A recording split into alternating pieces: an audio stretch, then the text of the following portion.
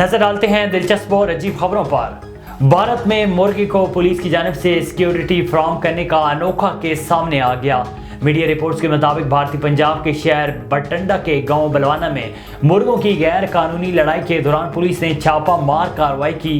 Police को देखते ही मुलजमान फरार होने में कामयाब हो गए, ताहम एक मुलजिम गिरफ्तार कर लिया गया। निजी कंपनी ने एक माह मोबाइल फोन इस्तेमाल न करने पर इनाम की पेशकश करके तहलका मचा दिया।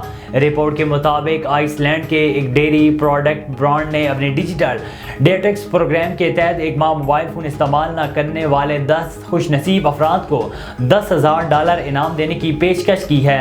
मुंतखब शुरका अपने स्मार्टफोन्स को एक फराम करदा बॉक्स में महफूज तरीके से स्टोर करेंगे और एक माह तक मोबाइल फोन के बगैर जिंदगी गुजारेंगे।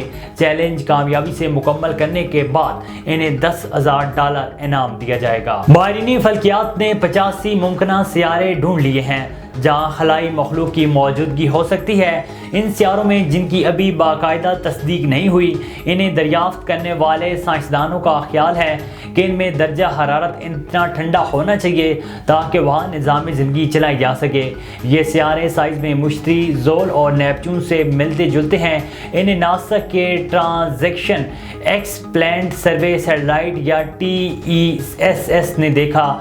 TESS से साइंसदान सितारों की चमक में कमी का मुशाहिदा कर सकते हैं, जिसे ट्रांजिट कहा जाता है।